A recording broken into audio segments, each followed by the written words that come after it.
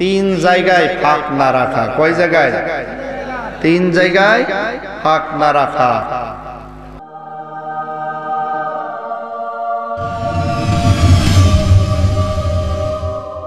যখন আলোচনার মজলিসে বসবেন, কোরআন হাদিসের মজলিসে বসবেন, তখন ফাঁকা জায়গা যেন না রাখা। আর ফাঁকা জায়গা থাকলেই শয়তান ওই মাঝখানে বসে মাঝখানে থেকে বলবে যে হুজুর কি আলোচনা করে ভালো লাগে। কথা বলেন ঠিক না? ঠিক নাই বলবে হুজুর মানে রাজনীতি করছে, এই রাজনীতি আলোচনা করা যাবে না। কি বলেন? কথা বলেন ঠিক না? ঠিক। আর স্বামী স্ত্রীর মাঝখানে ফাঁকা রাখা যাবে না, কারণ স্বামী স্ত্রীর মাঝখানে যদি ফাঁকা রাখে তাহলে শয়তান মাঝখানে শুয়ে বলবে মনে হয় শালীর কথাই চিন্তা করছে। কথা বলেন। আর স্বামী মনে করবে কি ব্যাপার মাঝখানে ফাঁকা, ও মনে হয় কার কথা যে চিন্তা করছে এখন আর স্মরণ করা যাচ্ছে না। কথা বলেন ঠিক না? ঠিক। এই জন্য স্বামী স্ত্রীর মাঝখানে কি ফাঁকা রাখবেন? ঘুমানোর সময় বিশ্ব নবীজির সুন্নাত হলো একই বালিশে বিশ্ব নবীজি আর তার স্ত্রী একসাথে ঘুমাতেন। আল্লাহু আকবার। কিন্তু আমরা তো বাড়িতে গেলেই আগি সকিনা বলে ডাক দিলে মাথা গরম। কথা বলেন ঠিক না? ঠিক। এরকম আছে না নাই? বহুত মানুষ আছে যারা নারীর নির্যাতনের কারণে মুখে কিছু বলতে পারে না। আছে না নাই? ও বাইরে থেকে থেকে মোটামুটি চায়ের দোকানে বিভিন্ন জায়গায় থেকে অন্তরে একটি প্রশান্তি পায়, বাড়িতে গেলেই ওর মাথাটা আরো গরম হয়ে যায়। এরকম আছে না নাই? হ্যাঁ ভাইরা আমার, এই জন্য আসুন আমরা আলোচনা করতে যাচ্ছি ইনশাআল্লাহ। আলোচনা করার পূর্বে আপনাদেরকে জিজ্ঞাসা করতে চাই কিতাবটার নাম কি? এইভাবে জবাব দিলে তো আমি আলোচনা করতে পারবো না। এই কিতাবটার নাম কি? এর নাম হলো কোরআন। এই কিতাবের মালিক কে? আওয়াজ করে বলেন। এই কিতাবের মর্যাদা কম না বেশি? কিতাবের মর্যাদা কম না বেশি? কত বেশি? বিশ্ব নবীজির একটা হাদিস আপনাদেরকে শোনাই। মান করা আল কুরআনা ফাস্তাজহারাহু ফাহাল্লা হালালাহু ওয়া হাররামা হারামাহু আদখালাহুল্লাহুল জান্নাহ। আল্লাহু আকবার। কেউ যদি এই কোরআন পড়ে, ইয়াদ করে, হেফজ করে, মুখস্থ করে, হালালকে হালাল জানে, হারামকে হারাম জানে, তার মানে হালাল হারাম অনুযায়ী তার ব্যক্তি জীবন, পারিবারিক জীবন, সামাজিক জীবন, রাষ্ট্রীয় জীবন যদি পরিচালনা করে, আল্লাহর নবী বলেছেন তার স্থান আল্লাহর জান্নাত। সুবহানাল্লাহ বলবেন না? এত বলেছে বিশ্ব নবীজি। আল্লাহ রাব্বুল আলামিন কোরআনুল কারীমের মধ্যে সুন্দর করে কোরআনুল কারীমের মর্যাদা বর্ণনা করতে যে বলছেন লাউ আনজালনা হাদাল কুরআনা আলা জাবালিল লারাআইতাহু খাশিআন মুতাসাদ্দিআন মিন খাশিয়াতিল্লাহ।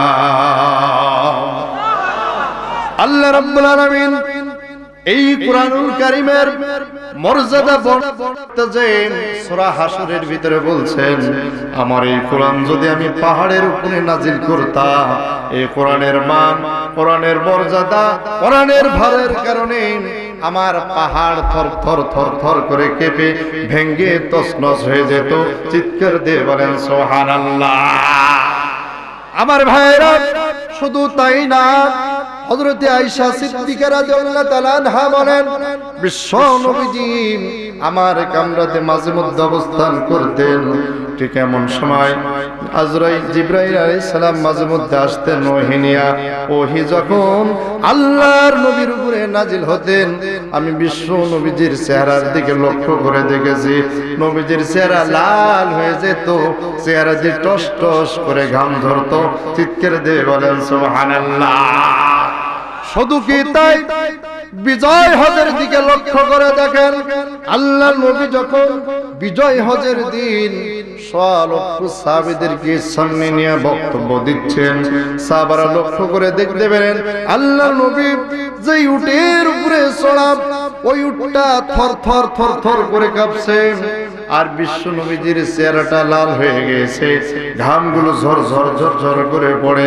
আরো খেয়াল করে দেখলেন নবীজি যে উটের উপরে চড়া, উটের পা গুলো শক্ত জমিনের মধ্যে ঢুকে যাচ্ছে। সাহাবারা প্রশ্ন করলেন, ইয়া রাসূলুল্লাহ, হাবিবাল্লাহ, বক্তব্য দেয়া কঠিন কাজ, এই জন্য আপনার চেহারা লাল হয়েছে, ঘাম ঝরতে পারে, কিন্তু তো আমরা আশ্চর্য হচ্ছি আপনি যে উটের উপরে বসা, উট কেন থর থর থর থর করে কাঁপে, উটের পা গুলো কেন শক্ত জমির ভিতরে ঢুকে যায়? এটা আশ্চর্যের বিষয় কিনা? কি কথা বলেন? রাগ করেছেন আমার উপরে?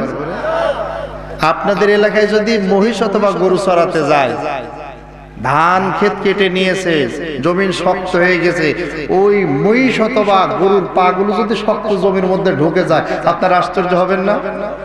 কি বলেন? কি ব্যাপার, গরু স্থান নাকি? আশ্চর্য হবেন না? হ্যাঁ, কথার জবাব দিতে হবে তো, মুসলমানদের মতো আওয়াজ দিতে হবে। সাহাবার আশ্চর্য হয়ে যাচ্ছেন, এই কো বাড়াতে হবে একটু। সাহাবার আশ্চর্য হয়ে যাচ্ছেন, বলছে, ওগো নবী, আমরা বুঝতে পারছি আপনি বক্তব্য দিচ্ছেন, এই জন্য আপনার চেহারা লাল, ঘাম পড়তেছে, কিন্তু উট কেন কাঁপে, আর উটের পা গুলো কেন শক্ত জমির মধ্যে ঢুকে যাচ্ছে? আল্লাহর নবী বললেন, সাহাবারা, এটা কোনো আশ্চর্যের বিষয় না।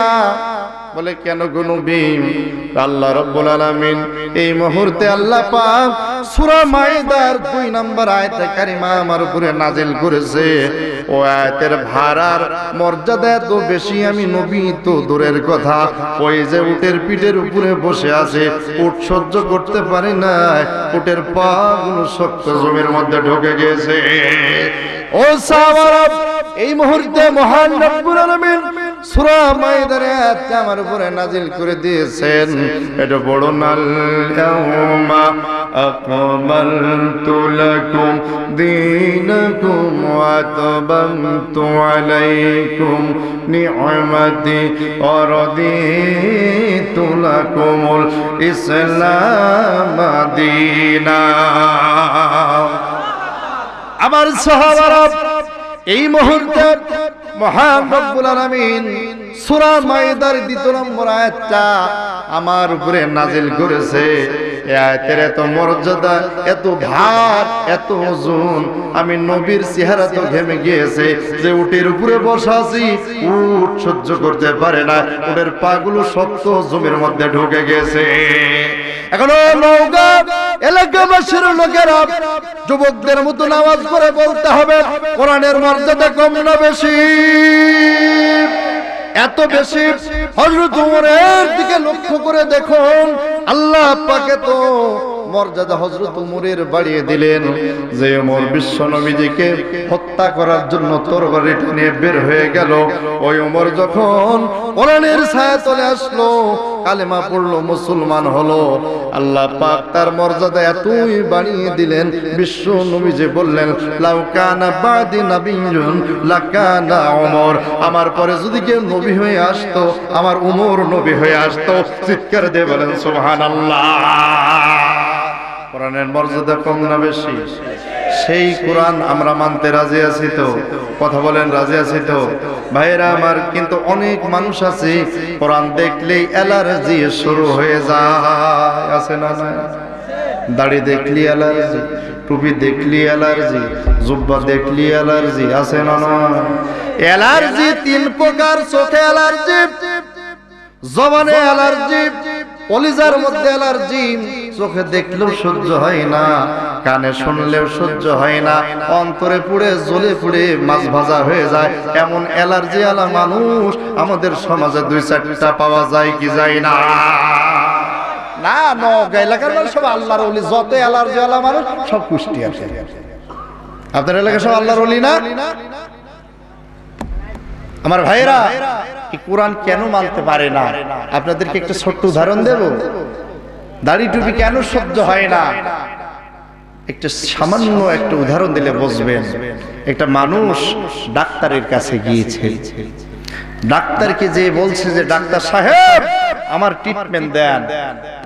ডাক্তার সাহেব বলছেন কি হয়েছে তোমার? ডাক্তার সাহেব বলছেন আমার পেটের দিকে তাকান, পেটেই রুম বড়। হা করো দেখি, হা করে দেখে নলি পর্যন্ত খাবার। ওর সমস্যা হলো হজমের। কি বলেন? বিশাল খাওয়া খেয়েছে।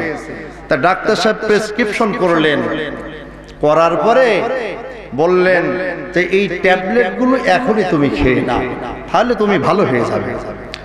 ও ডাক্তারের দিকে চোখগুলো বড় বড় করে তাকিয়ে বলছেন, ডাক্তার সাহেব আপনার কি মাথা খারাপ হয়েছে? ডাক্তার সাহেব বলছেন, কেন বাবা? এই যে ট্যাবলেট গুলো খাওয়ার কথা বলছেন, এই ট্যাবলেট গুলো খাওয়ার মতন জায়গা যদি আমার নলির ভিতরে থাকতো, এখন আমার সামনে 5টা রসগোল্লা ছিল, ওইগুলো না আগে খেতাম। আচ্ছা বলেন দেখি, ও যদি ট্যাবলেট না খাওয়ার হজম শক্তি কি হবে? হ্যাঁ, ট্যাবলেট যতক্ষণ খাবে না ততক্ষণ তার রোগও ভালো হবে না। তার মানে হলো তার খাওয়ার কোনো জায়গা নেই। খাওয়ার জায়গা না থাকার কারণে সে ট্যাবলেটও খেতে পারছে না, তার শরীরও ভালো হচ্ছে না। আমাদের সমাজে এমন কিছু মানুষ আছে যারা সুদ, ঘুষ, দুর্নীতি, কালভার্ট চুরি, ব্রিজ চুরি, রাস্তা চুরি, মাদ্রাসা চুরি, আওয়াজ করে বলে আছে না নাই, গোরস্থানের গম চুরি, চাউল চুরি করতে করতে, দুর্নীতি করতে করতে করতে পেট হয়ে গেছে এইরকম বড়। এখন আর কোরআন হাদিসের কথা ভালো লাগে না। কথা বলে ঠিক না বে ঠিক? কারণ ওর পেটের মধ্যে জায়গা নেই। ট্যাবলেট যে রাখবে, ভালো কথাগুলো যে রাখবে, এমন জায়গা নেই, যার কারণে দেখলে ওর অ্যালার্জি শুরু হয়ে যায়। কথা বলেন ঠিক না বেঠিক? আমার ভাইরা, এই কোরআনুল কারীমকে নিয়ে আজ গোটা পৃথিবী ব্যাপী ষড়যন্ত্র চলতেছে। আল্লাহর কোরআনকে কেমনে ভাবে নিস্তেনাবুদ করে দেওয়া যায়, আল্লাহর কোরআনকে কেমনে ভাবে গোটা পৃথিবীর থেকে মিটিয়ে দেওয়া যায়, এই ষড়যন্ত্র চলছে গোটা পৃথিবী ব্যাপী। কথা বলেন ঠিক কিনা? আল্লাহ রাব্বুল আলামিন কোরআনুল কারীমের মধ্যে সুস্পষ্ট ভাবে বলছেন, তাম পৃথিবীর মানুষ যতই ষড়যন্ত্র করুক না কেন, আপনারা যুবকদের মতো নামাজ করে বলুন, এই কোরআনকে কখনো কে মেটানো সম্ভব? আল্লাহ পাক ডেকে বলেন, ইন্না নাহনু নাযালনা যিকরা ওয়া ইন্না লাহু লাহাফিজুন। আল্লাহু আকবার। আল্লাহ রাব্বুল আলামিন বলেন, এই কোরআন নাজিল করেছি আমি, আর কোরআনুল কারীমের সংরক্ষণের দায়ভার আল্লাহ পাক নিয়েছেন। কথা বলেন ঠিক না বেঠিক?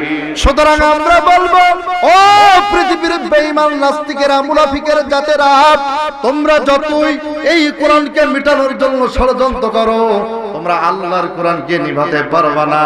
আল্লাহর কোরআনকে তামাম পৃথিবীর থেকে মিটানো সম্ভব না। কথা বলেন ঠিক না বেঠিক? কোন আল্লাহর কোরআনকে যারাই নিভানোর জন্য চেষ্টা করবে, আল্লাহর আগুনে পুড়ে ভস্ম হয়ে যাবে তারাই। আওয়াজ করে বলেন ঠিক না বেঠিক? ইতিহাস প্রমাণ, ওই যে ইয়ামানের বাদশা, ইয়ামিনের বাদশা আব্রাহা আল্লাহর ঘর খানায় কাবাকে ধ্বংস করার জন্য 60,000 হস্তি বাহিনী নিয়ে রওনা হয়েছিল। আল্লাহ পাক তার ছোট ছোট বাহিনীকে পাঠিয়ে দিলেন আর বললেন, মুখে নাও একটা পাথর, দুই পায়ে নাও দুইটা পাথর। এই ছোট ছোট সৈন্য বাহিনী দেয়া আল্লাহ পাক আবাবিল নামক ওই বাহিনী দেয়া আব্রাহার 60,000 হস্তি বাহিনীকে দমন করার জন্য পাঠিয়েছিলেন। কথা বলেন ঠিক না বেটি? এই আব্রাহা হস্তি বাহিনীর 60,000 সৈন্য নিয়ে যখন আল্লাহর ঘর খানায়ে কাবাকে ধ্বংস করার জন্য যখন আসলো, যখন সন্নিকট হলো, আল্লাহ পাক তার বাহিনীদেরকে ডেকে বলল, এখন অ্যাটম বোম গুলো তাদের মাথাকে লক্ষ্য করে করে ফেলো। এবার যখন 60,000 হস্তি বাহিনী আল্লাহর ঘর ভাঙ্গার জন্য আসলো, দেখা গেল একটা একটা করে পাথর মারা শুরু করলো। ওই 60,000 হস্তি বাহিনীর সৈন্য দল মাটির সাথে নিমিশে মিশে গেল। একটু আওয়াজ করে বলেন, সে আল্লাহ এখন আছে না না? আল্লাহ পাক ডেকে বললেন, আলাম তারা কাইফা ফাআলা রাব্বুকা বিআসহাবিল ফিল আলাম ইয়াজআল কাইদাহুম ফি তাদলিল ওয়ারসালা আলাইহিম তায়রান আবাবিল তারমিহিম বিহিজারাতিন মিন সিজিল ফাজআলাহুম কাআসফিন মাআকুল। জোরে বলেন আল্লাহু আকবার। আল্লাহ সেই আল্লাহ সেনা নাই। আল্লাহ পাক জানিয়ে দিলেন আব্রাহা পৃথিবীতে থাকবে না, কিন্তু আব্রাহার নাতিপুতি সাগরেদ কিয়ামত পর্যন্ত থাকবে। কথা বলেন ঠিক না বেঠিক? যেমন আজকের গোটা পৃথিবীতে ওই ইন্ডিয়ার বাদশাহ নরেন্দ্র মোদী আল্লাহর ঘরকে ভাঙার জন্য উঠে পড়ে লেগেছে। কথা বলেন ঠিক না বেঠিক? আমরা বলতে চাই, ও নরেন্দ্র মোদী, তুমি কি জানো ওই যে বাবরি মসজিদ ভেঙ্গে তুমি রাম মন্দির করার জন্য পায়তারা করেছো, তোমাকে ধ্বংস করার জন্য আল্লাহ পাকের বাহিনী কোনো অভাব নেই। নমরুদকে যেমন মশা দিয়ে শায়েস্তা করেছিল, ফেরাউনকে যেমন নীল নদীতে ডুবিয়েছিল, ওই আব্রাহা বাচ্চাকে যেমন আবাবিল পাখি দিয়ে ধ্বংস করেছিল। ও ইন্ডিয়ার বাদশাহ, ও নাস্তিক, ও বদমাইশ, ও মুশরিক, তুমি অবশ্যই জেনে রাখো আমার আল্লাহ কাউকে ধরে না, ধরলে কিন্তু ছাড়ে না। কথা বলেন ঠিক না বেটি? তোমার মতো নরেন্দ্র মোদীকে মাটির সাথে মিশে দিতে আমার আল্লাহর মুহূর্ত টাইমও লাগবে না। আওয়াজ করে বলেন কথা ঠিক না বেটি? আমরা বলতে চাই, ও নরেন্দ্র মোদী, তুমি ওই বাবরি মসজিদকে ভেঙ্গে রাম মন্দির করার যে মহা ষড়যন্ত্র করেছো, ওরে মুসলমানদের কলিজা আঘাত হেরেছো। এই মুসলমানদের শুধু হিন্দুস্তানের মুসলমানদের কলিজায় তুমি আঘাত হারো নাই। কথা বলেন ঠিক না বেটি? বরং এই পৃথিবীতে 200 কোটি মুসলমান বসবাস করে। এই 200 কোটি মুসলমানদের কলিজার মধ্যে তুমি ছুরি দিয়ে আঘাত হেরেছো। কথা বলেন ঠিক না বেটি? সুতরাং এই 200 কোটি মুসলমানদের কলিজা দিয়ে এখন রক্তক্ষরণ শুরু হয়েছে। 200 কোটি মুসলমান যদি একবার গর্জন করে ওঠে, তোমার মতন নরেন্দ্র মোদীর আর পৃথিবীতে কোথাও পালাবার জায়গা হবে না। কথা বলেন ঠিক না বেঠি? সুতরাং আমরা সতর্ক করে বলে দিতে চাই, ও নরেন্দ্র মোদী, তুমি যদি মানুষ হয়ে থাকো, তোমার মধ্যে যদি মানুষত্ব বলে কিছু থেকে থাকে, তাহলে আল্লাহর ঘর ওই বাবরি মসজিদকে ভাঙার পরিকল্পনা সিদ্ধান্তকে তুমি হটিয়ে নাও। কথা বলেন ঠিক না বেঠি? কারণ আমরা বলতে চাই, আল্লাহর কসম করে বলতে চাই, আল্লাহর কসম করে বলে গেলাম, ও নরেন্দ্র মোদী, তুমি আজকে ক্ষমতার পাহাড়ে দৌড়ে দেখাচ্ছ। তোমার থেকে বিশাল ক্ষমতাধর ছিল সে যুগের নমরুদ। কথা বলেন ঠিক না বেঠি? তোমার থেকে ক্ষমতাধর ছিল ফেরাউন। তারা পৃথিবীতে চিরদিন বাঁচতে পারে নাই, তুমিও পারবে না। ওই ভারতের প্রতিটা প্রদেশ এলাকা ভেঙ্গে তছনছ হয়ে যাবে। প্রতিটা এলাকাতে আবারও মুসলমানদের শাসন ফিরে আসবে। কথা বলেন ঠিক না বেটি? আমরা বলতে চাই, ও নরেন্দ্র মোদী, ও খুব আর বেশি দিন দেরি নাই। বরং ভারত যেমন ওই মহাদেশ, ভারত যেমন মুসলমানরা আগে শাসন করেছিল উপমহাদেশ, আর বেশি দিন দেরি নাই এই মুসলিম জাতি আবার ওই উপমহাদেশকে আবার শাসন করবে। কথা বলেন ঠিক না বেটি? সুতরাং মুসলমানদের নেতৃত্বে ওই তুমি বাবরি মসজিদ যতই ভাঙ্গো, হাজারো মসজিদ আবার নির্মাণ করবো ইনশাআল্লাহ। কথা বলেন ঠিক না বেটি? সুতরাং আজকের মাহফিল থেকে আমাদেরকে সিদ্ধান্ত নিতে হবে, হাতে হাত মিলিয়ে, কাঁধে কাঁধ মিলিয়ে, কে আওয়ামী লীগ করে, কে বিএনপি করে, কে জামাত ইসলাম করে, কে তাবলীগ করে, আমরা এটা ভেদাভেদ দেখবো না। কথা বলেন ঠিক না বেঠি?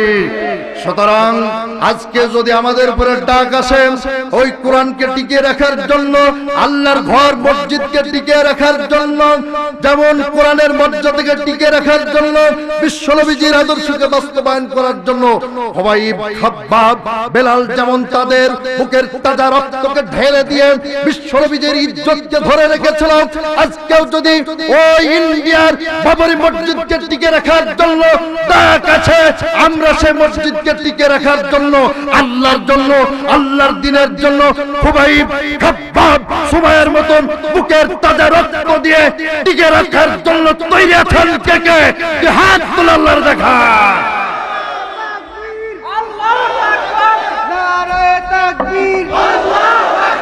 ইসলামের শত্রুরা হুঁশিয়ার, সাবধান, দুনিয়ার মুসলিম এক হও, এক হও, নারায়ে তাকবীর। আমার ভাইরা, আপনার কি রাগ? হ্যাঁ, আমি আগেই বলেছি রাগ করবে তারা ইমানের ভিতরে অ্যালার্জি আছে যাদের। কথা বলেন ঠিক না বেটি? কারণ গরুর গোশ ভালো না খারাপ? ইলিশ মাছ, বেগুন, কচু সব ভালো খাবার, কিন্তু যাদের অ্যালার্জি আছে তাদের কাছে কি ভালো? ও খাওয়ার সাথে সাথে চুলকানি শুরু হয়ে যাবে। কথা বলেন ঠিক না বেঠি? এখন অ্যালার্জি যাদের আছে তাদের চুলকানি শুরু হয়ে গেছে। হুজুর মনে রাজনীতি শুরু করে দিল নাকি? আরে আমি কি এই নওগাঁতে সে এমপি ভোটে দাঁড়াবো, চেয়ারম্যান ভোটে দাঁড়াবো? হ্যাঁ, তাহলে আমার রাজনীতির দরকার কি? আমার কোরআনের কথা বলতে হবে। কথা বলেন ঠিক না বেঠি? কপালে আছে যা হবে তা কাল সকালে। কথা বলেন ঠিক না বেঠি? কিন্তু কোরআনের হক কথা বলেই ছাড়বো ইনশাআল্লাহ। আর জিকির করেন লা ইলাহা, আর মহাব্বতের সামনের জায়গাগুলো একটু পূর্ণ করে বসেন। চলো আরিফ ভাই দাঁড়িয়ে আছেন। লা ইল্লাল্লাহ জোরে লা ইলাহা, আর মহাব্বতের সাথে লা ইলাহা।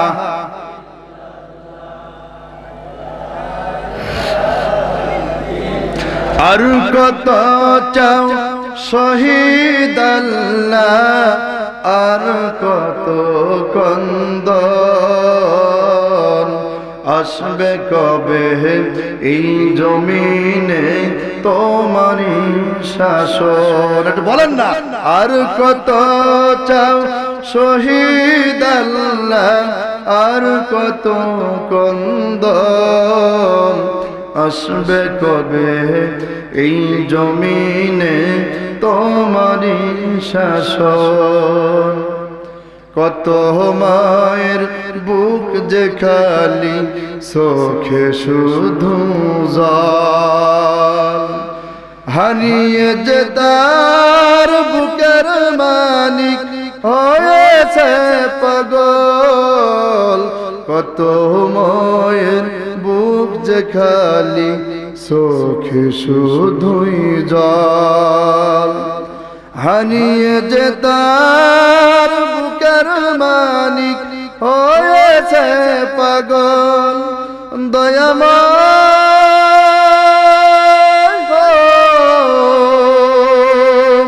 আর কত কাল দেব মোরা এমনি জীবন, আসবে কবে এই জমিনে তোমারই শাসন? লা ইলাহা, মহাব্বতের সাথে লা ইলাহা, লা ইলাহা ইল্লাল্লাহু মুহাম্মাদুর রাসূলুল্লাহ সাল্লাল্লাহু আলাইহি সাল্লাম। তাহলে আমরা এখন যেই সূরাটা কোরআনুল কারীম থেকে তেলাওয়াত করেছি সেই সূরার দিকে চলে যাই। কথা বলেন ঠিক কিনা? আমি আজকে আপনাদের সামনে কোরআনুল কারীমের সূরা লোকমান, কি সূরার নাম বললাম? সূরা লোকমানের একটা আয়াতে কারিমা, 13 নম্বর আয়াতে কারিমা তেলাওয়াত করেছি।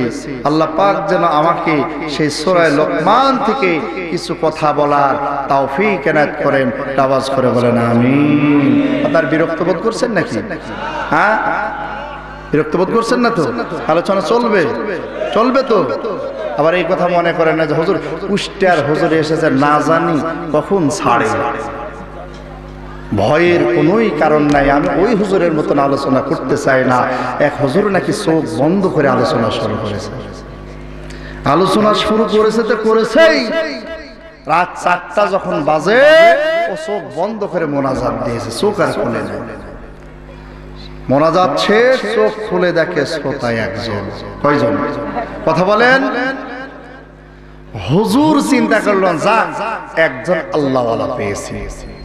হুজুর বলছেন, বাবা তুমি বড় আল্লাহওয়ালা, সব মানুষ চলে গেছে আর তুমি আমার বয়ান শুনেছো। ও হাত এইভাবে গুছিয়ে চোখগুলো বড় বড় করে বলছেন, হুজুর আমি বড় আল্লাহওয়ালা না, আমি হলাম মাইক। আমার মাইক যদি না থাকতো আমি সবার আগে উঠে চলে যেতাম। আপনাদেরকে সাহস দিচ্ছে, আমি ওই হুজুরের মতন আলোচনা করতে চাই না যে চোখ বন্ধ করে আলোচনা করবার, আপনারা সব উঠে চলে যাবে, উঠার আগেই শেষ করে দেব। সাহস দিলাম, যথাসময়ে নির্দিষ্ট টাইমে মোনাজাত করে দেব ইনশাআল্লাহ। আমার ভাইরা, সূরা লোকমান, সূরাটার নাম কি? আওয়াজ করবেন, সূরাটার নাম কি? এই সূরাটা আছে 21 নম্বর পারায়। আছে কোথায়? 31 নম্বর সূরা। রুকু আছে 4টা, তার মধ্যে থেকে 13 নম্বর আয়াতে কারিমা তেলাওয়াত করেছি। লুকমান একজন ব্যক্তির নাম। কার নাম? লুকমান একজন ব্যক্তির নাম। এখন আমাদেরকে আলোচনা আয়াতে কারিমা যাওয়ার আগে আরেকটা জিনিস বুঝতে হবে, এই মানুষটার নামে সূরাটা নাজিল হলো কেন? কথা বলেন, ঠিক না বেঠিক? তাহলে কেন আয়াতের অর্থটা ভালো করে বোঝা যাবে। অথচ লোকমান কোন নবীও না, রসুলও না, তারপরে আল্লাহ তার নামে একটা সূরা দিলেন। সুবহানাল্লাহ বলবেন না? কিন্তু কোরআনুল কারীমের মধ্যে আবু বকরের নামে কি কোনো সূরা আছে? উমরের নামে কি কোনো সূরা আছে? ওসমানের নামে কি কোনো সূরা আছে? আলী বিশ্বনবীজির জামাই, খুব ভালোবাসতো, সে আলীর নামে কি কোনো সূরা আছে? ফাতেমার নামে কি কোনো সূরা আছে? নবীজির কলিজার টুকরা। তাহলে লোকমান হাকিমের নামে আল্লাহ একটা সূরাই দিয়ে দিল, অবশ্যই এর কিছু মর্যাদা আছে। শুনতে রাজি আছেন তো?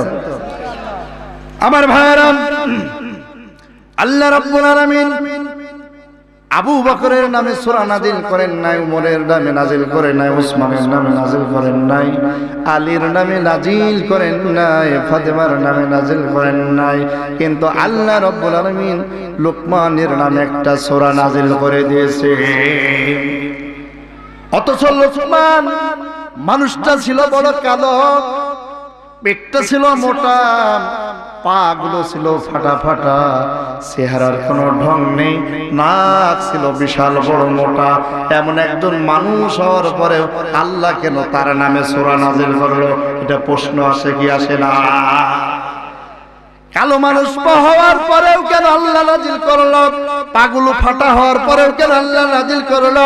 পেটটা কেন মোটা হওয়ার পরেও আল্লাহ কেন নাজিল করলো? এটা অবশ্যই আমাদের জানার দরকার। আমার ভাইরা, এই লোকমান হাকিম আল্লাহ রাব্বুল আলামিন তাকে হিকমতের ভান্ডার দিয়েছিলেন, জ্ঞান দিয়েছিলেন। লোকমান হাকিম তিনি একদিন, আমি যেমন আপনাদের সামনে বক্তব্য দিচ্ছি, লোকমান হাকিম একজন ছাগলের রাখাল ছিল। এই ছাগলের রাখাল হওয়ার কারণে আরেকজন ব্যক্তির গোলাম ছিল, রাখাল গোলাম দুইটা তার গোল। এই লোকমান হাকিম একদিন মঞ্চে দাঁড়িয়ে দাঁড়িয়ে বক্তব্য দিচ্ছে, অথচ তার সাথে আরেকজন ছাগলের রাখালগিরি করত। ওই লোকটা শ্রোতাদের মধ্য থেকে দাঁড়িয়ে গিয়েছে, দাঁড়িয়ে বলছে, লোকমান আমার কয়েকটা প্রশ্ন আছে, আমাকে কি প্রশ্ন করার অনুমতি দেবেন? হযরতে লোকমান হাকিম ডেকে বললেন, হ্যাঁ। ওই রাখালটা ডেকে বলছেন, লোকমান আমার দিকে সে দেখো তো, আমাকে তুমি চিনতে পারো কিনা? লোকমান, তুমিও ছাগল চড়াতে, আমিও ছাগল চড়াতাম, তুমিও যে পাহাড়ের পাদদেশ দিয়ে ছাগল চড়াতে, আমিও ছাগল চড়াতাম, তুমিও রাখাল ছিলে, আমিও রাখাল ছিলাম, আমি রাখাল রাখালি রয়ে গেলাম। কিন্তু লোকমান, তুমি এত বড় ইজ্জত আর মর্যাদার অধিকারী কি করে হলে? আমাকে তো কি বলা যায় না? লোকমান হাকিম ডেকে বলতেন, ও রাখাল ভাই, আমি কিছুই ভুলি নাই, তুমিও ছাগল চড়াতে আমিও ছাগল চড়াতাম, তুমি রাখালি রয়ে গেলেন, আমি লোকমান হাকিম আজ কি এত বড় আসনে বসেছি। এর কারণ কি শুনতে চাও? এর কারণ হলো আল্লাহ পাক আমাকে এই মর্যাদা দান করেছে, বলেন সুবহানাল্লাহ। কেন রে লোকমান তোমাকে এই মর্যাদা দান করলো? লোকমান হাকিম ডেকে বলেন, ও রাখাল ভাই, আমি নিজেরে 3টা নসিহত করেছিলাম। এই 3টা নসিহত করার কারণে আল্লাহ পাকের কাছে ভালো লেগেছে। মহান আল্লাহ পাক আমাকে আর রাখাল রাখে নাই, মহান আল্লাহ আমাকে আর গোলাম হিসাবে রাখে নাই, আমাকে লোকমান হাকিম নামে উপাধি দিয়ে দিয়েছে, বলেন সুবহানাল্লাহ। ও রাখাল ভাই শোনো, এই 3টা নসিহত আমি নিজেরই করতাম। যখন তুমিও ছাগল চড়াতে আমিও ছাগল চড়াতাম, এই ছাগল চড়ানোর সময় আমি নিজেকে নিজে ডেকে বলতাম, আল্লাহকে একদিন ডেকে বললাম, আল্লাহ আমার চেহারা তুমি কালো দিয়েছো, আমার পেটটা দিয়েছো মোটা, আমার পাগুলো দিয়েছো ফাটা ফাটা, এতে আমার কোনো দুঃখ নাই। কাল কিয়ামতের ময়দানে আমাকে যেন তুমি রাখাল বলে ডাক দেবা না। আল্লাহ আমি নিজে নসিহত করতেছি, আল্লাহ তুমি কবুল করো। ও মালিক, এই যে জবান আমাকে দিয়েছো, এই জবানের হেফাজতের দায়িত্ব আমি লোকমান নিয়ে নিলাম। এই জবান দ্বারা কখনো মিথ্যা বলবো না, এই জবান দিয়ে কখনো চগলখড়ি করব না, এই জবান দিয়ে কারোর উপরে মিথ্যা অপবাদ দেব না, এই জবান দিয়ে কাউকে গালিগালাজ করব না। জবানের দায়িত্ব আমি লোকমান নিয়ে নিলাম, বলেন সুবহানাল্লাহ। আল্লাহ 2 নাম্বার, তুমি যে আমাকে লোকমানকে যেই গোলাম বানিয়েছো, রাখাল বানিয়েছো, আমার হাতে অনেকগুলো ছাগল আছে, মালিকের অনেক আমানত আছে, ওই আমানতের খেয়ানত আমি কোশ্চিন খালেও করবো না, বলেন সুবহানাল্লাহ। আর 3 নাম্বার হলো, আল্লাহ আমার লজ্জা স্থান দিয়েছো, এই লজ্জা স্থান দেয়া কোনদিন গুনাহের কাজ করব না। এই লজ্জা স্থানের হেফাজতের দায়িত্ব আমি লোকমান নিজে নিয়ে নিলাম। আল্লাহ তুমি আমাকে 3টা নিজে নসিহত করলাম, এই 3টা উপদেশ মেনে নেওয়ার তৌফিক তুমি দিও। আমার ভাইরা নসিহত করেছেন কয়টা? কথা বলেন কয়টা? 1 নাম্বার জবানকে হেফাজত করবে, 2 নাম্বার আমানতের খেয়ানত করবে না, 3 নাম্বার লজ্জাস্থানের হেফাজত করবে।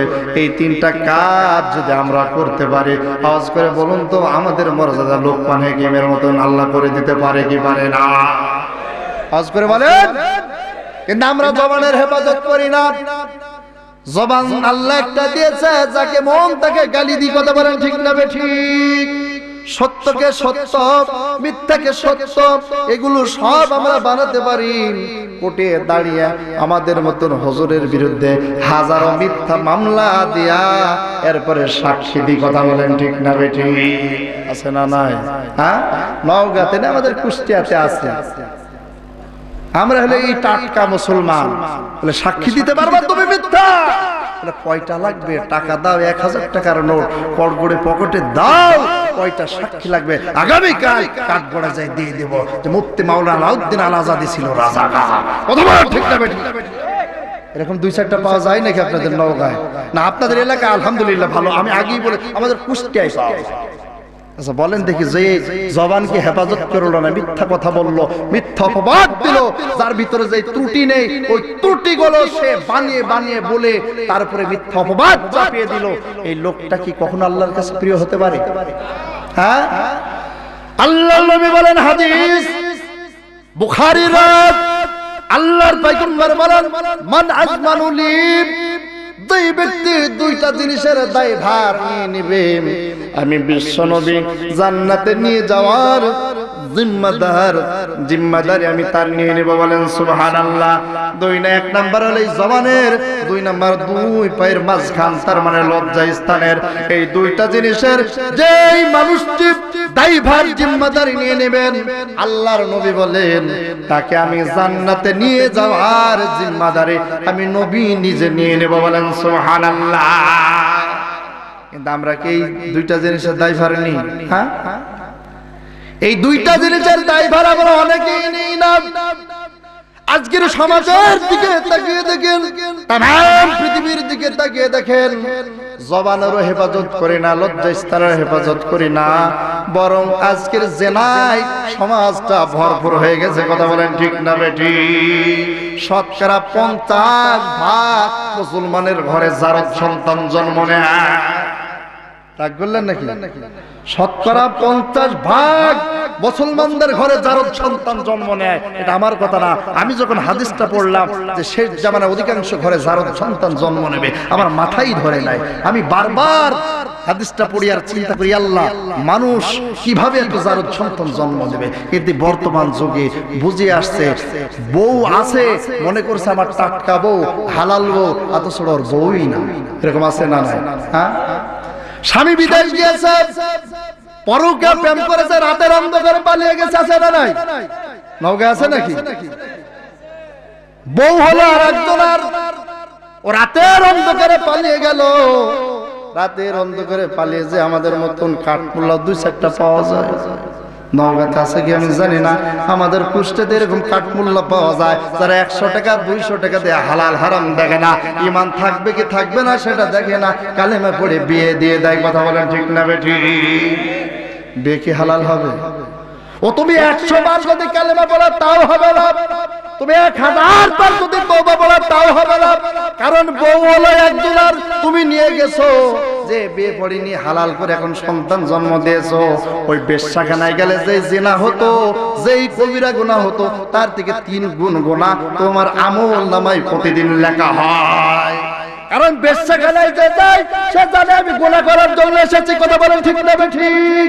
কিন্তু যে আরেকজনের বউকে বের করে নিয়ে যে সুন্দর মতন সংসার করে, সে আল্লাহর বিধানকে উল্টিয়ে দিয়ে মনে করে আমি হালাল ভাবে সংসার করছি, অথচ আল্লাহর বিধানের খেলাফ হয়ে গেল, ওর সংসারটা হালাল হয় না।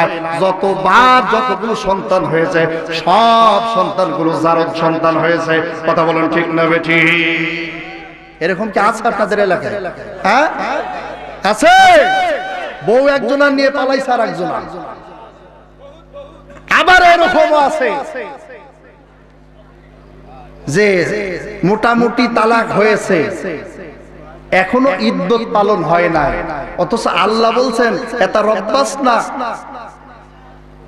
আল্লাহ বলছেন 3 মাস কমপক্ষে সে ইদ্যত পালন করবে, এরপরে গান অপর পুরুষের সাথে বিবাহ বসবে। আইন কার? কথা বলেন।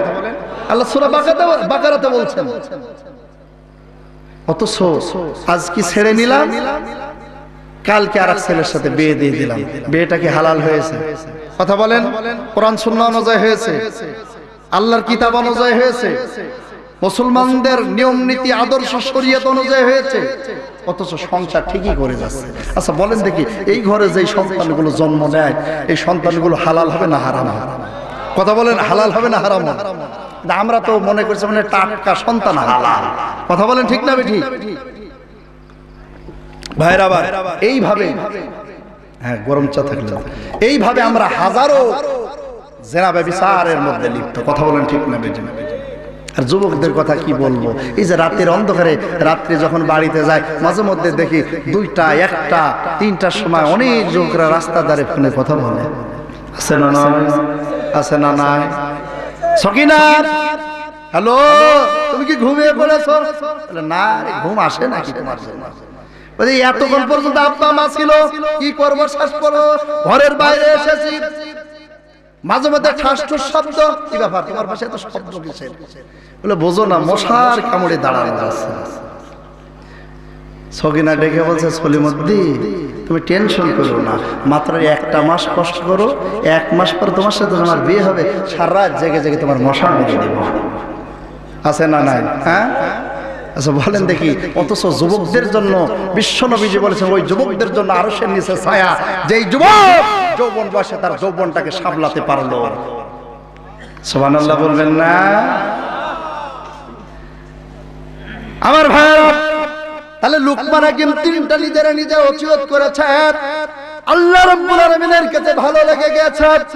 মহান রব্বুল আলামিন লোকমানের কাছে একজন ফেরেশতা পাঠিয়ে দিয়েছেন। আল্লাহ পাক ফেরেশতাকে পাঠিয়ে দিয়ে বললেন, যাও যাও যাও, আমার লোকমানের প্রতি আমি আল্লাহ খুশি হয়ে গিয়েছি, আমি আল্লাহ সিদ্ধান্ত নিয়ে নিয়েছি, আমার লোকমানকে আমি নবুয়তি দান করব। বলেন সুবহানাল্লাহ। একজন ফেরেশতা নাজিল হয়ে গেল হযরত লোকমানের কাছে।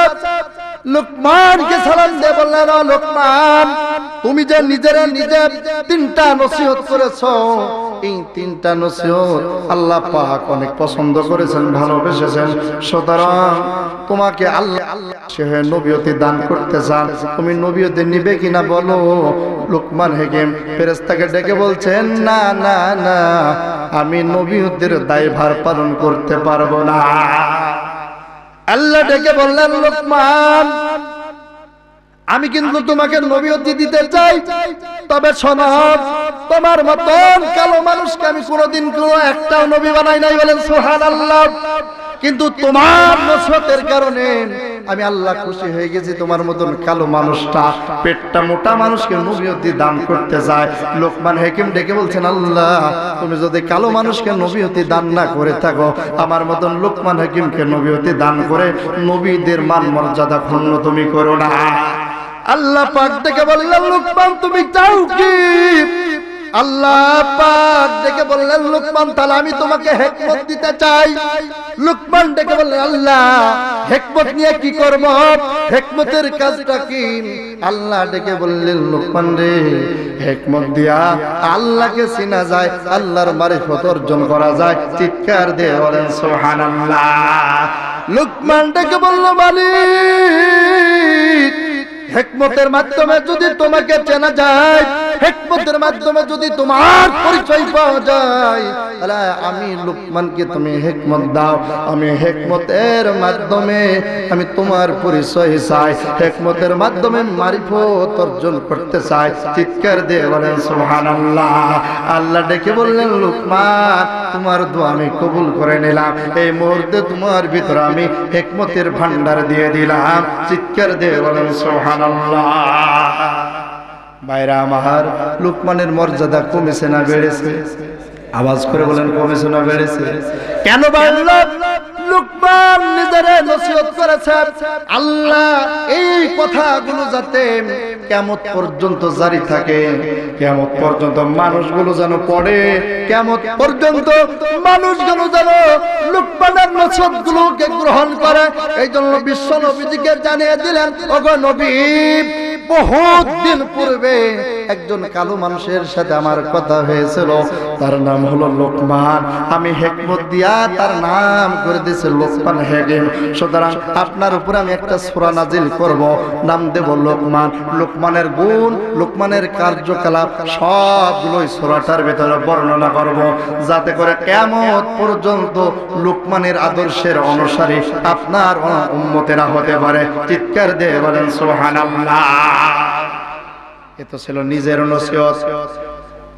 এরপরে আমি যে আয়াতটা কারিমা তেলাওয়াত করেছি, লোকমান হাকিমকে আল্লাহ পাক যখন হিকমতের ভান্ডার দিয়ে দিলেন, গোলামতের জিন্দেগি যখন সাকেত হয়ে গেল, আল্লাহ রাব্বুল আলামিন আরো কিছু নসিহত তার সন্তানকে করেছিল লোকমান। ওই নসিহতগুলো আল্লাহ কোরআনুল কারিমে আয়াত হিসেবে নাজিল করেছেন। বলেন সুবহানাল্লাহ। ওগুলো ছিল নিজের, আর এখন নিজের ফ্যামিলিকে, নিজের সন্তানদেরকে কিছু ভালো দামি দামি কথা বলেছেন, যেই কথাগুলো আল্লাহর কাছে আরো ভালো লেগেছে। আল্লাহ পাক কোরআনুল কারীমের মধ্যে হুবহু সেই কথাগুলো একটা একটা করে বর্ণনা করেছেন। শুনতে রাজি আছেন না? কথা বলেন, শুনতে রাজি আছেন না? লোকমান হাকিমের 2 নম্বর নিজের নসিহত ছিল আমানতের খেয়ানত করব, কিন্তু আমরা আমানতের খেয়ানত করি কি করি না? কথা বলেন। ছেলে আছে একটা, মেয়ে আছে 3টা। হাজী সাহেব হজ করতে গিয়েছে, হজ শেষ করে এসে মেয়ের মাথায় হাত দিয়ে বলছেন, মা, তোমার আমি দোয়া করে দেব, তোমার 2 ভাইকে 5 বিঘা জমি ছিল সব দিয়ে দিয়েছি, ভালো থাকবে। আছে না নাই? হ্যাঁ, কি আমানতদার হলো? হ্যাঁ, আমানতদার হলো। জনগণের সম্পদ আপনার আমার মতন যারা নেতৃত্ব দেয় তাদের হাতে আসে, আসে কি আসে না? জনগণের কাছে পুষে না দিয়া যদি নিজের পেটের মধ্যে ঢোকায়, বলেন দেখি সেটা কি আমার উদ্ধার হবে? কখনো না। বলেন কিয়ামতের ময়দানে এই মানুষগুলোর সামনে যারা আমানতের খেয়ানত করেছে, জনগণের অধিকার নষ্ট করেছে, যারা মানুষের হক নষ্ট করেছে, কিয়ামতের ময়দানে এই মানুষগুলো তার বিরুদ্ধে মামলা দেবে। কথা বলেন ঠিক না বেঠি? মামলা দেবে। মামলা দেবে, বলবে আল্লাহ আমার হক ছিল, পাওনা ছিল, আমার নামের কার্ড হয় নাই, ওর বাবার নামের হয়েছে। আছে না নাই? হ্যাঁ, দরিদ্র অসহায় খেতে পায় না, ভিক্ষা করতে পারে না, চলতে পারে না, এরা পায় না। অনেক মানুষ ভালো সুস্থ টাকা পয়সা আছে, কিন্তু বাবার নামে করে দিয়েছে, এরকম আছে না নাই? কিন্তু যে বাস্তবে হকদার ছিল এই মানুষটা, তার বিরুদ্ধে মামলা দেবে কি দেবে? আপনার আওয়াজ করে বলেন দেবে কি দিবে না? তাহলে আমাদের আমানতদার হওয়ার দরকার আছে না নাই? আমাদেরকে আমানতদার হতে হবে। আমার ভাইরা আসুন, এবার লুকমান হাকিম তার সন্তানের প্রতি কি নসিহত করেছিলেন আল্লাহ রাব্বুল আলামিন সূরা লুকমানের 13 নম্বর আয়াতে কারিমা থেকে সুন্দর করে একটা একটা করে বর্ণনা করেছে। এটা বলেন না, আউযু বিল্লাহি মিনাশ শাইতানির রাজিম। বিসমিল্লাহির রহমানির রহিম। وَإِذْ قَالَ لُقْمَانُ لِابْنِهِ وَهُوَ يَعِظُهُ يَا بُنَيَّ لَا تُشْرِكْ بِاللَّهِ إِنَّ الشِّرْكَ لَظُلْمٌ عَظِيمٌ। আল্লাহু আকবার। মনোযোগ সহকারে শুনতে হবে আমার ভাইরা। আল্লাহ রাব্বুল আলামিন লুকমান হাকিমের নিজের নসিহতের পর তার সন্তানদেরকে যেই নসিহতগুলো করেছিল আল্লাহর কাছে অনেক ভালো লেগেছে, আল্লাহর কাছে অনেক পছন্দনীয় হয়েছে। এর আল্লাহ পাক বিশ্ব নবীজির উপরে আয়াতগুলো নাজিল করে, নসিহতগুলো নাজিল করে জানিয়ে দিলেন, নবী গো, লুকমান তার সন্তানগুলোকে এক নম্বর নসিহত করেছিল, হে সন্তান, আমার বাচ্চা, জীবন থাকতে কখনো আল্লাহর সাথে কাউকে শিরিক করবা না। জীবন থাকতে আল্লাহর সাথে কাউকে শিরিক করবা না, কারণ শিরিক হলো জগতের সবচাইতে বড় অন্ধকার, শিরিক হলো সবচাইতে বড় গুনাহ। এখন আমাদেরকে বুঝতে হবে, খুব ভালো করে শোনেন, শিরিক কি, শিরিক কত প্রকার, এগুলো আমাদের জানার দরকার। কথা বলেন ঠিক না ঠিক? শিরিক হলো প্রথমত দুই প্রকার। এক নাম্বার হলো রাষ্ট্রীয়ভাবে শিরিক করি আমরা, দুই নাম্বার ধর্মীয়ভাবে আমরা শিরিক করি। রাষ্ট্রীয়ভাবে শিরিক কি? যেমন আপনাদেরকে উদাহরণ দিলে আপনারা বুঝবেন। কোন মানুষ যদি এই স্লোগান দেয়, জনগণ সব ক্ষমতার অধিকারী, জনগণই হলো ক্ষমতার উৎস, আওয়াজ করে বলুন তো এই কথাটা শিরিক হবে কি হবে না? কারণ সকল ক্ষমতার উৎসকে, মুসলমানদের মতন আওয়াজ করে বলেন, সকল ক্ষমতার উৎসকে।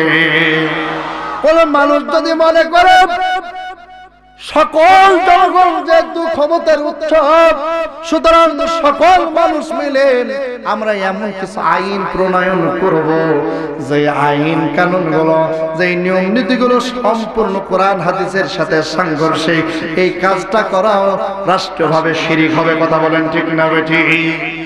ধর্মীয় ভাবে শিরিক কি বুঝানোর জন্য বলছি, ধর্মীয় ভাবে শিরিক হলো যেমন আল্লাহ ছাড়া অন্যকে সিজদা করা। আছে না না? আপনাদের এলাকা আছে কি আমি জানি না, আমাদের কুষ্টিয়াতে আছে, কবরে যে সিজদা দেয়, গাছে যে সিজদা দেয়, মাজারে যে সিজদা দেয়, বিভিন্ন ভাবে ধর্মীয় ভাবে শিরিক করে। কথা বলেন ঠিক না বেঠিক? আমার ভাইরা, কবরে সেজদা দেয়া, মাজারে সেজদা দেয়া, মাজারের কাছে কিছু চাওয়া, গাছ বট গাছে কিছু বাধা, পানির ভিতরে দুধ ফেলা, এই যে বিভিন্ন কুসংস্কার আছে সবগুলো হলো ধর্মীয় শিরক। কথা বলেন ঠিক না বেঠিক? আবার অনেক মানুষ আছে বিশাল বড় বড় মোষ রাখে। আর আমাদের কুষ্টিয়াতে আছে ভেড়ামারা থানা ঘোড়াসার মাজারে আমি একদিন যে দেখলাম এক চাচা বিশাল বড় বড় মোষ রেখে একটা মেয়ে ওখানে এসে তাকে সেজদা করছে। আর চাচা তসবিহ একটা নিয়ে পূর্ব দিকে বসে বসে এরকম করছে, মদিনায় যাব কেমনে, হে মদিনায় যাব কেমনে। বলেন নাউজুবিল্লাহ। আমি সালাম দিলাম, দে বললেন চাচা মনে কিছু নেবেন না, বেয়াদবি মাফ করবেন, আপনাকে আমি একটা কথা বলতে চাই। বলে বাবা কি বলবা বলো। বললাম চাচা পূর্ব দিকে বসে আছেন, বিশাল বড় বড় মোষ রেখেছেন, তসবিহ একটা হাতে নিয়েছেন, কয়েকটা মেয়ে চতুর্দিকে বসে আপনার সেজদা দেয়, আর আপনি পড়েন আর বলেন মদিনায় যাব কেমনে, মদিনায় যাব কেমনে। চাচা বলেন তো ফজর নামাজ পড়েছেন? চাচা বলছেন না পড়ি নাই। আমার জোহরের নামাজ কি পড়েছেন? চাচা ঠিক বলছেন না বাবা পড়ি নাই। আমি বললাম চাচা ফজরের নামাজ পড়লেন না, জোহরের নামাজ পড়লেন না, আবার পূর্ব দিকে বসে মদিনায় যাব কেমনে, মদিনায় যাব কেমনে বলে ডাক দেন, আপনি তো কোশ্চিন কেন মদিনায় যেতে পারবেন না। চাচা ডেকে বলছে বাবা মাইন্ড করো না, আমিও তোমাকে কয়টা কথা বলতে চাই। আমার চাচা বলেন। চাচা গানের সুরে বলছে, পানির নিচে জলে মোমবাতি ঝড় বাতাসে নেভে না, বাবার দরবারে মুরিদ হলে নামাজ রোজার আগে না। বলেন নাউজুবিল্লাহ। আমি বললাম চাচা কি বোঝালেন? চাচাটাকে বললেন বাবা তুমি বোঝো নাই। আমি বললাম চাচা বুঝি নাই। বলে বাবা পানির নিচে যেই মোমবাতি জ্বলে ওই মোমবাতি কিন্তু ঝড় বাতাস কিছুই লাগে না। আমরা যে বাবার দরবারে এসেছি এই বাবার দরবারে মুরিদ হলে নামাজ রোজা কিছু লাগে না। চিৎকার দিয়ে বলেন নাউজুবিল্লাহ। বাবা কি পার করতে পারবে? কথা বলেন। কোন বাবাই পার করতে পারবে না, বরং এইগুলো সব হলো শিরক। কথা বলেন ঠিক না ঠিক? আল্লাহ ছাড়া অন্য কাউকে সেজদা করা, মাজারে সেজদা করা, বাবারে সেজদা করা, মূর্তিরে সেজদা করা, এইগুলো হলো এমন এক তাদেরকে উদাহরণ দিলে বুঝবেন। একজন ব্যক্তি রাস্তা দিয়ে হাঁটতেছে, ইটের সাথে পায়ে হোঁচট খেয়ে পায়ে ব্যথা লেগেছে, লোকটা চলে গেছে ডাক্তারের কাছে। ডাক্তারকে যে বলছেন ডাক্তার সাহেব আমার পায়ে ব্যথা লেগেছে, ট্রিটমেন্ট করুন। ডাক্তার সাহেব দেখলো পায়ের সাথে ব্যথা লেগেছে, এই জন্য ডাক্তার সাহেব প্রেসক্রিপশন করে একটা মলম লিখে দিল। বললো বাবা যেই জায়গায় ব্যথা লেগেছে সেই জায়গায় মলম দেবা। কি বলেন? সেই জায়গায় ব্যথা লেগেছে, আওয়াজ করে বলেন যেই জায়গায় ব্যথা লেগেছে সেই জায়গায় মলম দেবা।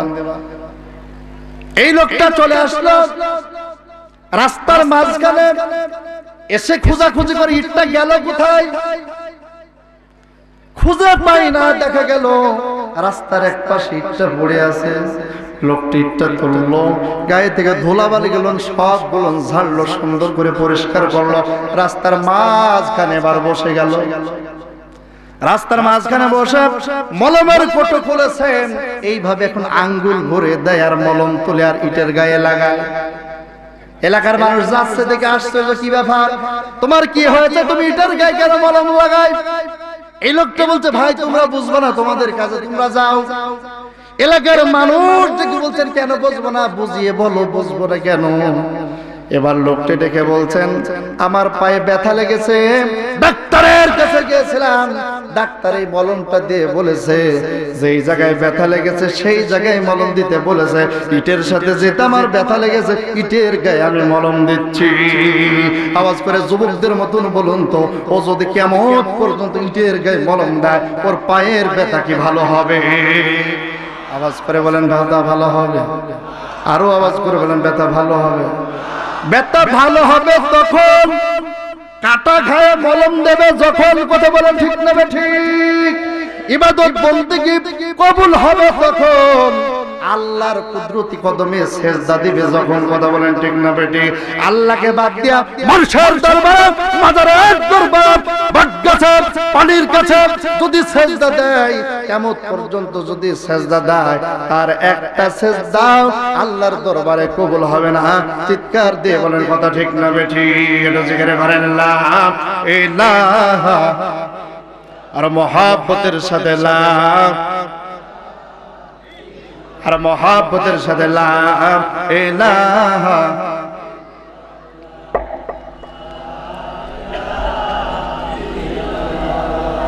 লা ইলাহা,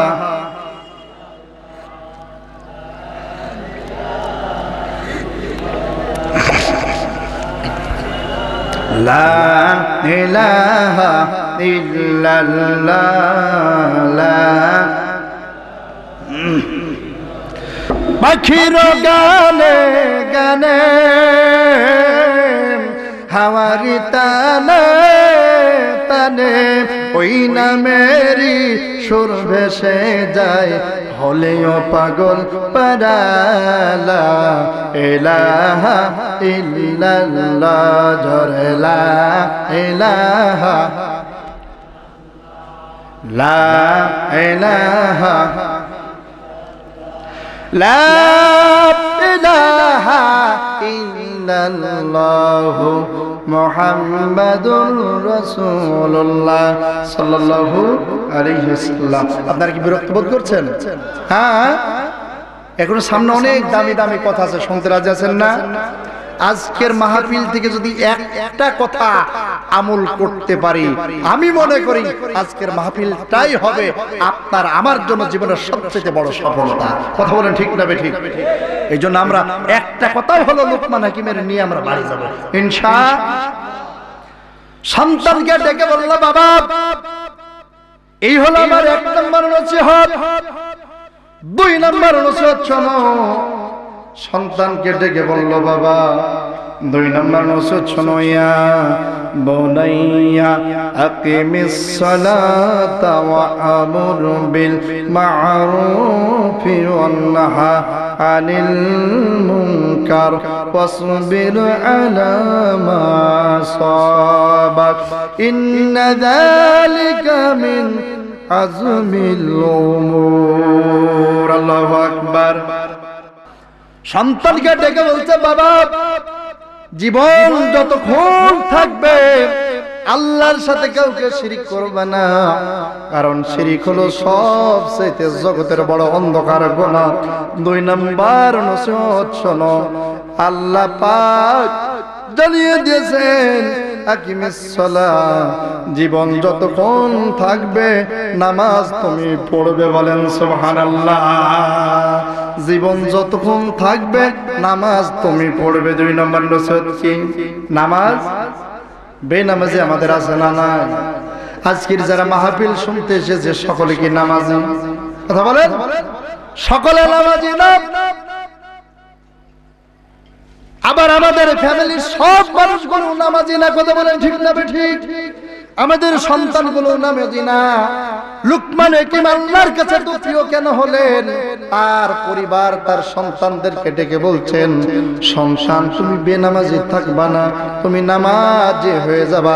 আল্লাহ পাক তার নবীকেও ডেকে বলছেন, ওয়ামুর আহলাকা বিসসালাত, ও নবী আপনার ফ্যামিলির সব মানুষগুলোকে নামাজের নির্দেশ দিন। বলেন সুবহানাল্লাহ। আল্লাহ যদি তার নবীকে ডেকে বলে, নবী গো আপনি আপনার ফ্যামিলির আহলিয়াদেরকে নামাজের নির্দেশ দিন, তাহলে আমাদের সন্তানগুলোকে নামাজের নির্দেশ দেওয়ার দরকার আছে না নাই? আওয়াজ করে বলেন আছে না নাই? লোকমান হাকিম ডেকে বলছেন, বাবা তুমি নামাজ পড়বা, কিন্তু আমরা আমাদের সন্তানগুলো স্কুলে গেল কিনা খোঁজ নেই। কথা বলেন ঠিক না ঠিক? স্কুলে গেল কিনা খোঁজ নেই, ভার্সিটিতে লেখাপড়া করে কিনা খোঁজ নেই, কলেজে গিয়েছে কিনা খোঁজ নেই, কাজ করে কিনা খোঁজ নেই, দুনিয়ার সব কিছু খোঁজ নেই, কিন্তু নামাজ না পড়লে আমরা কেউ খোঁজ নিয়ে বলি না যে বাবা নামাজের বয়স হয়েছে তুমি কেন নামাজ পড়ো না? কথা বলেন ঠিক না বেঠিক? এরকম মানুষ আছে না? সন্তানদেরকে আমরা, অথচ বিশ্বনবীজি বলেছেন সন্তানের বয়স যখন 8 বছর হবে তখন তাদেরকে নামাজের নির্দেশ দেন। প্রাপ্ত বয়স যখন হবে সন্তান যদি নামাজ না পড়ে তাকে আঘাত হানা প্রয়োজনে। আমরা আমাদের সন্তানগুলোকে স্কুলে না গেলে, আমাদের কথা না শুনলে আঘাত হানি, কিন্তু নামাজ না পড়লে কেউ আঘাত হানি না। কথা বলেন ঠিক না বেঠিক? এগো হয়ে রয়েছে আমাদের আজকে সমাজের কালচার। তাহলে তো লোকমান হাকিমের মতো মর্যাদাবান হওয়া যাবে। আবার নিজেরা অনেকে আমরা নামাজ পড়ি না, নামাজ পড়ার কথা বললে হুজুর আপনারা পরের বাড়ি খান খালি নামাজের কথা বলেন, এটা আমাদের মতন কাজ করে খেয়ে দেখেন তো নামাজের সময় পাওয়া যাবে কি? আছে না? না, নামাজ পড়ার কথা বারবার বলেন, রিক্সা চালান, ভ্যান চালান, মাঠে কাজ করেন, দেখেন তো আপনারা সঠিক মতন নামাজ পড়তে পারেন কিনা। ভাইরা আমার, এই সমস্ত কথা বলে কাল কিয়ামতের ময়দানে আল্লাহর দরবারে নাজাত পাওয়া সম্ভব না। কথা বলেন ঠিক না বেটি?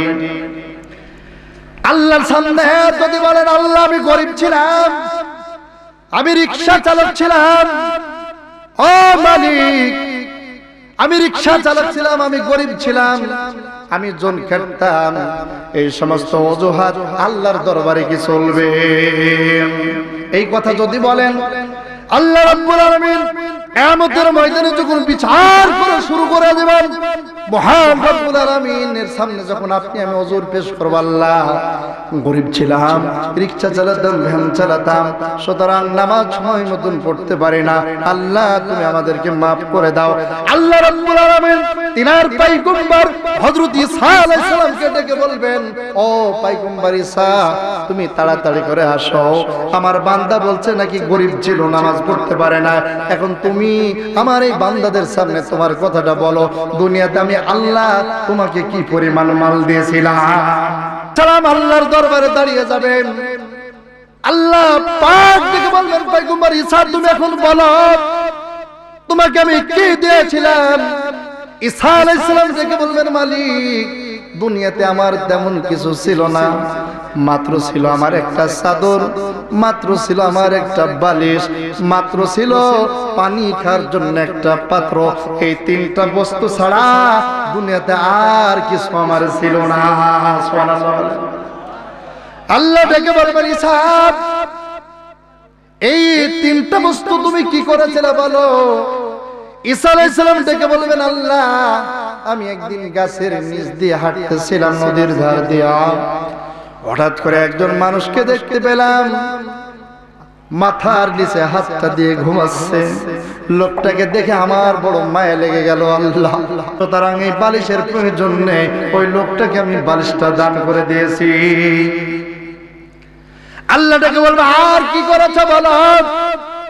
বলো, ও মালিক আমার কাছে যে চাদরটা ছিল, একজন মানুষকে দেখলাম তার শরীরে কোনো কাপড় নেই, লোকটাকে দেখে আমার মায়া হয়ে গেল। এক পর্যায়ে আল্লাহ ওই চাদরটা আমি লোকটাকে দান করলাম। আল্লাহ ডেকে বলবেন, আর কি করেছো বলো।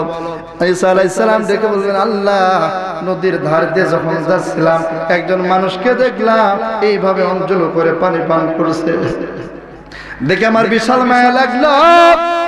আমি চিন্তা করলাম, ও মালিক এইভাবে তো আমিও পানি পান করতে পারবো, সুতরাং এই লোকটার কোনো পানি পান করার কোনো পাত্র না, এই লোকটাকে আমি দান করে দে। ওই পানির পাত্রটাও আল্লাহ তোমার গোলামকে আমি দান করে দিয়েছিলাম। আল্লাহ পাক ডেকে বলবেন, ও গোলাম তুমি না বললে গরিব মানুষ, তুমি না বললে আমার দুনিয়াতে কিছুই ছিল না, এখন তুমি বিচার করো দুনিয়াতে আমার ঈসা পয়গম্বর বেশি গরিব না তুমি বেশি গরিব। আল্লাহর বান্দা বলবে, আল্লাহ আমার পয়গম্বর ঈসা আমার থেকে বেশি গরিব। আল্লাহ ডেকে বলবেন, আমার পয়গম্বর ঈসা এত গরিব হওয়ার পরেও যদি আমি আল্লাহকে একটা মুহূর্ত বার না ভুলে থাকে, তাহলে তুমি কেন এত কিছু দেওয়ার পরেও নামাজটা কেন পড়লা না? এমন অজুহাত চলবে না, ফেরেশতারা তাড়াতাড়ি করে নিয়ে যা জাহান্নামের মধ্যে নিক্ষেপ কর। কথা বলেন ঠিক না বেটি? এজন্য নওগাঁবাসী অনুরোধ করে বলে যায়, কিয়ামতের ময়দানে কোনো অজুহাত চলবে না। আল্লাহ রাব্বুল আলামিন পুঙ্খানুপুঙ্খরূপে আপনারা আমার হিসাব নেবেন, কথা বলুন ঠিক কিনা? সবাই ইয়ামাল মিসকালা যাররাতিন খায়রান ইয়ারা ওয়া মান ইয়ামাল মিসকালা যাররাতিন শাররান ইয়ারা। আল্লাহ ডেকে বললেন, মানুষ যদি অনুপরিমাণ ভালো কাজ করে থাকে, অনুপরিমাণ ভালোর প্রতিদান আমি আল্লাহ দেব। আবার যদি অনুপরিমাণ মন্দ কাজ করে থাকে, পাপের কাজ করে থাকে, আমি আল্লাহ পাক ওই অনুপরিমাণ পাপের শাস্তি আমি তাকে দেব। কথা বলেন ঠিক না বেটি? সুতরাং আজকের মাহফিল থেকে আমাদেরকে সিদ্ধান্ত নিতে হবে। লুকমান হাকিম যখন তার সন্তানকে ওসিয়ত করেছিল, আল্লাহর কাছে ভালো লেগেছিল, আমরাও আমাদের নিজে নামাজ পড়বো, আমাদের সন্তানগুলোকে নামাজের নির্দেশ দেব। কে কে রাজি আছেন? দুই হাত করে আল্লাহর দেখা। লিল্লাহি তাকবীর, লিল্লাহি তাকবীর। আল কোরআনের আলো, আল হাদিসের আলো, বিশ্বের মুসলিম নারে তাকবীর। এই গুণগুলো অর্জন করা যায় না ভাই? ভাইরা আমার, লোকমান হাকিম তার সন্তানকে অনেকগুলো নসিহত করেছিলেন। তার মধ্যে অন্যতম ওসিয়ত হলো নামাজ যেন কোনো সময় না ছাড়ো, আল্লাহর সাথে যেন শিরিক না করো। যদিও রেওয়ায়তটা একটু দুর্বল, তারপর আপনাদেরকে বোঝানোর জন্য বলছি। নামাজ মানুষকে হাজারো বিপদ থেকে নাজাত দিতে পারে। লোকমান হাকিমের সন্তানকে এক এলাকাতে পাঠালেন, বাবা তুমি অমুক এলাকায় যাও, সে এলাকায় আমার প্রচুর ভক্ত রয়েছে, কারণ আমি লোকমান হাকিমের নাম গোটা পৃথিবীতে সবাই চিনে গেছে। সুবহানাল্লাহ বলবেন না? তুমি যাও সে এলাকায়, তবে সাবধান, আমি তোমাকে আরো কিছু নসিহত করে দেব। সময় মতো নামাজ তো অবশ্যই পড়বে, বিপদেও নামাজ পড়বে, বিপদ থেকে মুক্ত হলেও নামাজ পড়বে। তবে হ্যাঁ, যেতে যেতে একটা বটগাছ বাঁধবে, পাশেই থাকবে একটা নহর, পানি খেতেও মন চাবে, ওই বটগাছের নিচে যেন কখনোই বসবা না। কি বলেন? বটগাছের নিচে যেন কখনোই বসবা না, বসলে বিপদ আসবে। তবে হ্যাঁ, কোন যদি মুরব্বী দরবেশ এমন কোন ব্যক্তিকে পাও, সে যদি তোমাকে কোনো নির্দেশ দেয়, উপদেশ দেয়, তার কথাগুলো গ্রহণ করবে। সুবহানাল্লাহ বলবেন না? আমরা তো মুরব্বীদের কথা শুনি না, আমরা বলি যে তুমি জানো কি। কথা বলেন ঠিক না বেঠি? বুড়ো হয়ে গেলে বলি না, যদি সন্তানকে কিছু বলে, তুমি জানো কি?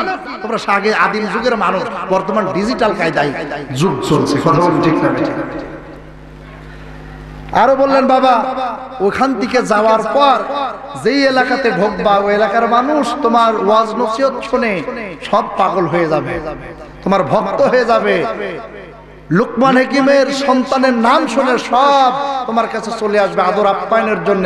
বিভিন্ন বাড়িতে মেহমান তোমাকে হতে হবে, সেখানে একটা সুন্দর মেয়ে থাকবে, ওই মেয়ের সাথে তোমাকে বিবাহ দিতে চাবে। সাবধান, ওই মেয়ের সাথে যেন তুমি বিবাহ করবে না। কথা বুঝে এসেছে? আর একটা কথা বললেন, এলাকাতে যেহেতু সফরে যাচ্ছ, সফর থেকে আসার সময় ওই এলাকাতে আমার একটা ব্যবসার পার্টনার আছে, কিছু মাল নিয়ে গেছে, কিছু টাকা পায়, ওই টাকাগুলো উসুল করে নিয়ে আসবে। তবে সাবধান, সে তোমাকে কলা কৌশলে বলবে আজকে রাতটাতে থেকে যান, খানা দানা এগুলো করেন, আদর আপ্যায়ন খুবই দেখাবে, কিন্তু ওই বাড়িতে থাকবা না, থাকলেই কিন্তু বিপদ হবে। কয়টা করলেন? নামাজ পড়বা, বটগাছের নিচে বসবা না, সুন্দর মেয়ের সাথে বিয়ে করবা না, আর পাওনাদারের বাড়িতে থাকবা না। মোট হলো 4টা। কথা বুঝে এসেছে? বলবো আপনাদেরকে। হ্যাঁ আমার ভাইয়েরা, লোকমান হাকিমের সন্তান গাট্টি বোঝা বেঁধে নিয়ে রওনা হয়ে গেল। বিশাল রৌদ্রের তাপ পড়তেছে, সূর্যটা মাথার উপরে চলে এসেছে দ্বীপহর। সারাটা দিন হেঁটে হেঁটে ক্লান্ত হয়ে গেছে, চতুর্দিক থেকে কোথাও ছায়া নেই। সামনের দিকে তাকিয়ে দেখেন একটা বটের গাছ রয়েছে, ওই বটের গাছে তার বসার জন্য মন বেকুল হয়ে যাচ্ছে। বাবার কথা স্মরণ নেই, বটের গাছের ছায়ার তলে চলে গিয়েছে, ব্যাটিং গুলো সব গুছিয়েছে, এবার বসে আরাম করার জন্য প্রস্তুতি নিচ্ছে। আর মনে করছে ওখানে কত সুন্দর ঠান্ডা পানি, পাশেই নহর, ওই পানি পান করব। কিন্তু হঠাৎ করে মনে হয়ে গেল বাবা তো নিষেধ করেছে, আমার বাবা তো সাধারণ মানুষ না, আল্লাহ যাকে ভালোবেসে লুকমান হাকিম নাম দান করেছেন। কথা বলেন ঠিক না বেটি? সুতরাং আমার আব্বা তো নিষেধ করেছে এই বটের গাছের নিচে বসা যাবে না। তাই তিনি চিন্তা করে বটের গাছের নিচ থেকে উঠে গাঁটটি বোঝাগুলো আবার মাথায় নিয়ে তিনি রোদের দিকে চলে আসছেন। পাশে একজন দরবেশ বসে আল্লাহওয়ালা মুরব্বি দরবেশ দেখে বলছেন, বাবা এই মুহূর্তে তোমাকে বটের গাছের নিচে আসতে দেখলাম, ছায়ার নিচে বসতে দেখলাম, আবার তুমি উঠে গাঁটটি বোঝা নিয়ে চলে যাও, বিষয়টা কি বুঝলাম না। আসো তোমার সাথে অনেকগুলো কথা আছে, আমরা দুইজন গাছের নিচে বসে বসে আরামে একটু গল্প গুজব করি। লোকমান হাকিমের ছেলে ডেকে বলছেন, চাচা আমি আর বলবো না, আমার সফর অনেক দূরের পথ, আমি চলে যাব, আপনার সাথে অন্য কোনো সময় কথা বলবো। চাচা ডেকে বলছেন, না বাবা একটু আসো, তোমার সাথে কিছু কথা বলে। লোকমান হাকিমের ছেলে ডেকে বলছেন, না চাচা বসা যাবে না। চাচা ডেকে বলছেন, বাবা বসো। লোকমান হাকিমের ছেলে ডেকে বলছেন, না চাচা আমার আব্বার নিষেধ রয়েছে, এই বটের গাছের নিচে বসা যাবে না। চাচা ডেকে বলছেন, ও লোকমান হাকিমের সন্তান, তোমার বাবা আর একটা কথা কি বলে নাই, কোন মুরব্বী গুরুজন যদি তোমাকে নির্দেশ দেয় ওই কথাটা তুমি গ্রহণ করবে। যুবক ডেকে বলছেন, লোকমান হাকিমের ছোট ছেলে ডেকে বলছেন, চাচা এই কথা তো বলেছেন, বলে যদি তোমার বাবা বলে থাকে, এই নির্দেশ যদি দিয়ে থাকে, তাহলে আমি বলছি তুমি আসো, গাছের নিচে আরাম করো, বসে যাও, আমি নির্দেশ দিতে তোমার বাবার কথা আর অমান্য হবে না। চিৎকার দিয়ে বলেন সুবহানাল্লাহ। ভাইরা আমার, লোকমান হাকিমের সন্তান বসে গেলেন, ঝর্ণার দিকে ওযু করলেন, নামাজ পড়লেন 2 রাকাত, কারণ বাবা নির্দেশ দিয়েছে। কথা বলেন ঠিক না বেটি? নামাজ পড়ে দাঁড়িয়ে গেলেন, আবার জন্য বসে গেলেন।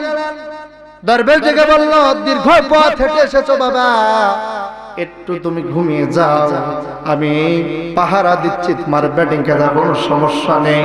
লোকমান হাকিমের সন্তান যখন ঘুমিয়ে গেছে, ভাই আমার অমনি করে বটগাছ থেকে বিশাল বড় একটা সাপ উপর থেকে পড়ে লোকমান হাকিমের সন্তানকে দংশন করার জন্য দাঁড়িয়ে গেছে।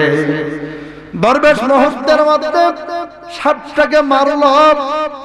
লোকমান হাকিমের সন্তান হাউমাউ করে উঠে পড়েছে, ঘুম ভেঙে গিয়েছে। ঘুম ভেঙে দেখে পাশে বিশাল বড় একটা সাপ। সাপ দেখে লোকমান হাকিমের ছেলে হাউমাউ করে উঠে দাঁড়িয়ে গেছে, কারণ সাপ দেখলে যত বড় সাহসী মানুষ হোক না কেন, শক্তিশালী মানুষ হোক না কেন, ভয় একটা লাগবে কি লাগবে না? কথা বলেন, লাগবে কি লাগবে না? না আপনাদের লাগবে না, তবে মাঝখানে একটা ছেড়ে দিয়ে দেখি তো আপনারা বসে থাকেন না, থাকবেন? হ্যাঁ, কে কোন দিক দিয়ে দৌড় দিবেন খুঁজে পাবে না, কেউ পুকুরে পড়বে নাকি তাও ঠিক নেই। কথা বলেন। দরবেশ ডেকে বলছেন, বাবা ভয়ের কোনো কাজ নাই, এই সাপ জীবিত নেই, আমি মেরে ফেলেছি। তোমাকে যখন কামড়ানোর জন্য ফনা তুলেছিল, আমি তাকে আঘাত এনে মেরে ফেলেছি, ভয় নেই, তুমি শুয়ে যাও, বসে যাও। লোকমান হাকিমের ছেলে নিশ্চিন্তাবার বসে গেলেন।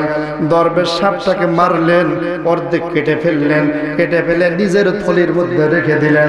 লোকমান হাকিমের সন্তান দৃশ্যটা দেখে বলছেন, চাচা বিষয়টা বুঝলাম না, সাপ অর্ধেক কেটে ফেলে দিলেন আর অর্ধেক কেটে ব্যাগের মধ্যে রাখলেন, এটা আবার কি আশ্চর্য বিষয়? কথা বলেন ঠিক না বেঠি? লোকমান হাকিমের ছেলেকে ডেকে বলছেন, বাবা তোমার বোঝার দরকারও নেই, এখন তুমি কোথায় যাবে বলো, কোন এলাকায় যাবে? বলে, চাচা আমি তো অমুক এলাকায় যাব, আমার বাবার অনেক বন্ধু আছে, সেইখানে আমার অনেকগুলো প্রোগ্রাম আছে, ওয়াজ আছে, নসিহত আছে, সেখানে করব।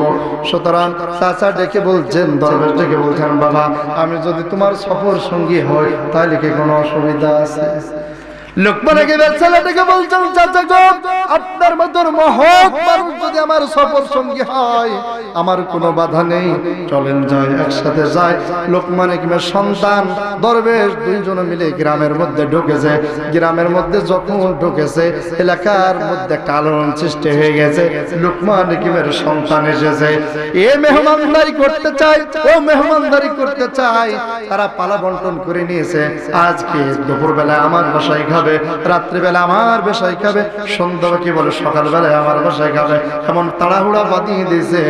এক পর্যায়ে লোকমান হাকিমের সন্তান বিভিন্ন জায়গায় প্রোগ্রাম করে আর তার বাবার বন্ধুদের বাড়িতে বাড়িতে থাকে, চিৎকার দিয়ে বলেন সুবহানাল্লাহ।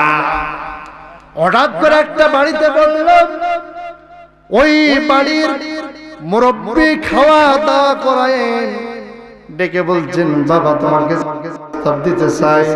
লোকমান হাকিমের ছেলে ডেকে বলছেন, কি প্রস্তাব দিবেন বলেন। বলে, ও লোকমান হাকিমের ছেলে, শোনো, আমার ঘরে একটা সুন্দরী মেয়ে আছে, তার রূপ গুণ সবগুলোই আছে, টাকা পয়সা ধন দৌলত সব আছে, তোমার সাথে বিবাহ দিতে চাই। কারণ তোমার গুণও আছে, ইলমও আছে, আমলও আছে। কারণ তোমার মতন সৎ সন্তান, সৎ পুরুষ, সৎ যোগ্য ছেলে এই সমাজে আর একটা পাওয়া যায় না। কথা বলেন ঠিক না বেটি? সুতরাং তুমি যদি রাজি থাকো তাহলে আমার এই সুন্দরী মেয়ের সাথে তোমার বিয়ে দেবো। বলেন সুবহানাল্লাহ। কি দেখে বিয়ে দিবে বলেন? গুণ দেখে বিয়ে দিবে। তবে বিশাল বড় লোকমান হাকিমের সন্তান, বিশাল বড় আল্লাহর ওলি, মাথায় টুপি আছে, মুখে দাঁড়িয়ে আছে, বড় আলেম, তুমি ওয়াজ নসিহত করতে পারো, তোমার কথা শুনে মানুষ হাজার হাজার হেদায়েত হয়। সুতরাং তোমার মতন যোগ্য ছেলের সাথে আমার মেয়েটার বিয়ে দিতে চাই। আর আজকের সমাজে হুজুর দেখলেই শেষ। কথা বলেন, বিয়ে যদি জোটাই, কোন হুজুর যদি দেখতে চাই, আপনাদের এলাকায় কি হয় আমি জানি না, আমাদের কুষ্টিয়াতে এমন হয়, বলে আব্বা দড়ি নিয়ে আসো। বলে দড়ি কি হবে? বলে ওই চাচার সাথে বিয়ে জোটাইছো, তার আগে দড়ি গলায় দড়ি নিয়ে ঝুলবো। কথা বলে ঠিক না ভাই? ঠিক এরকম আছে না? বহুত মেয়ে আছে যারা দাড়ি টুপি দেখলে অনেক ঘৃণা করে। কথা বলেন ঠিক না ভাই?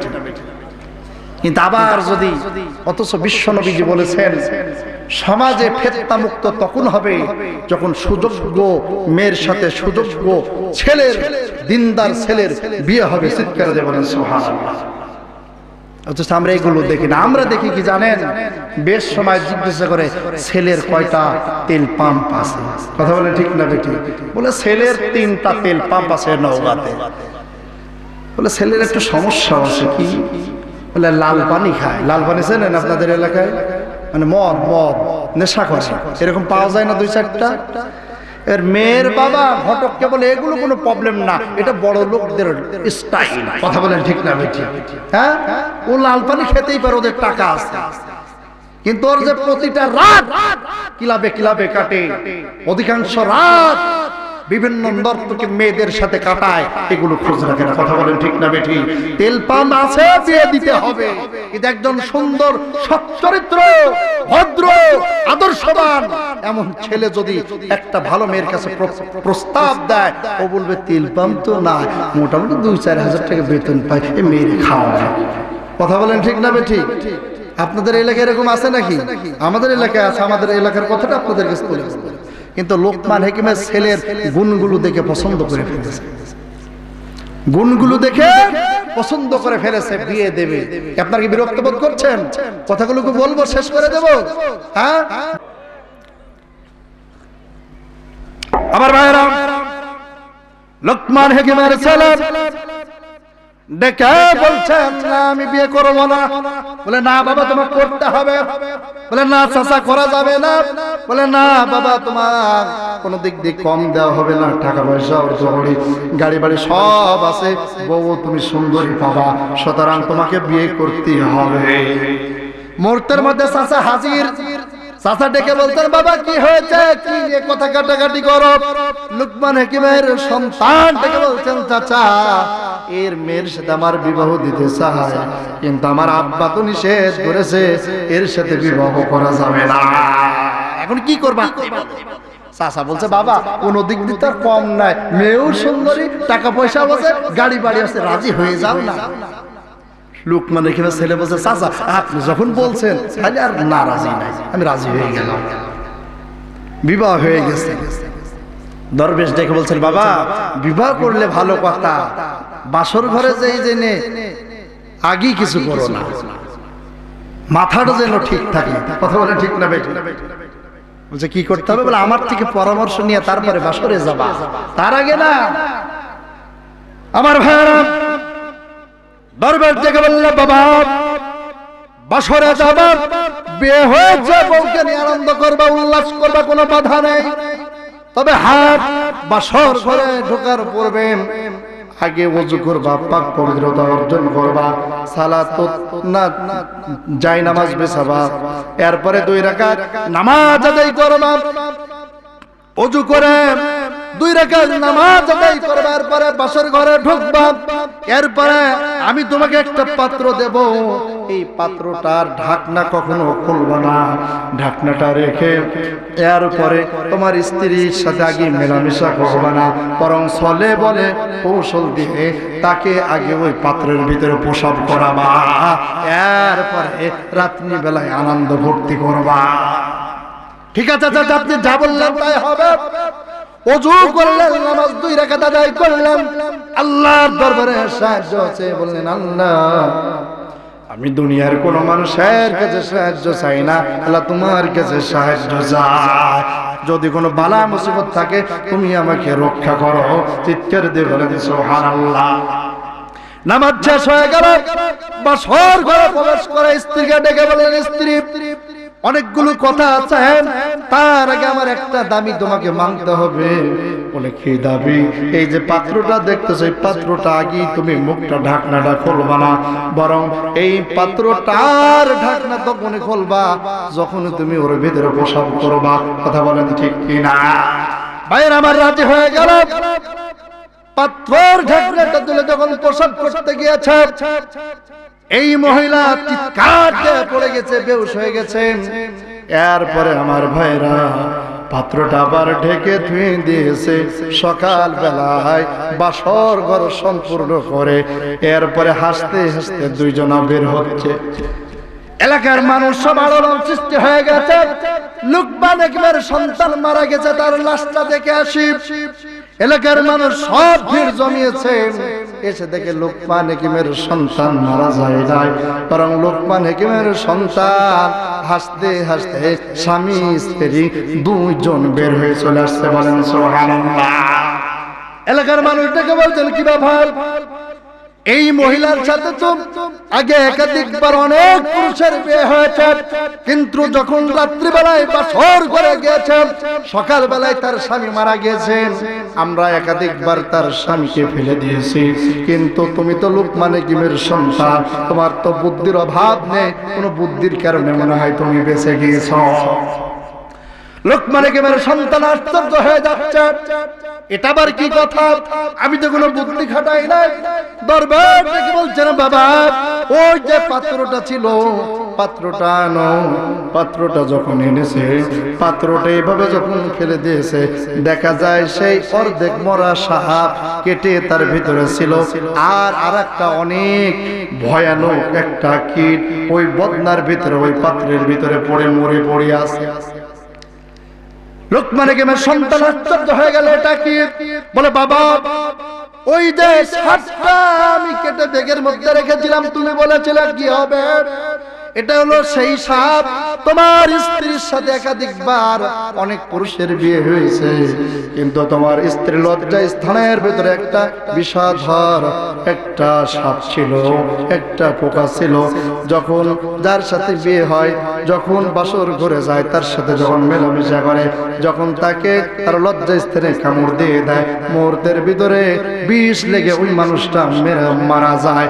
কিন্তু এই সাপটা দেখে যখন প্রসাব করতে গিয়েছে, ও মনে করছে তার দুশ্মন তার কাছে চলে এসেছে, ছুটে চলে ওর মধ্যে পড়ে গেছে। এরপরে তুমি ঢাকনাতে ঢেকে রেখেছো, এরপরে সে মারা গেছে। সুতরাং এই হিকমত অবলম্বন করার জন্য আল্লাহ পাক তোমাকে সুন্দর স্ত্রীর ব্যবস্থা করে দিয়েছে। চিৎকার দিয়ে বলেন সুবহানাল্লাহ। লুকমান হাকিমের সন্তান ওযু করলেন, আল্লাহর দরবারে 2 রাকাত নামাজ আদায় করা, এরপরে আল্লাহর দরবারে হাত করে বললেন, মালিক তুমি রহমান, তুমি রহিম, ও মেহেরবান মালিক, তোমার দরবারে 2 রাকাত সালাত ও শুকর আদায় করলাম, তুমি বারবার বিপদ থেকে নাজাত দান করছো। চিৎকার দিয়ে বলেন সুবহানাল্লাহ, জিকির করেন লা ইলাহা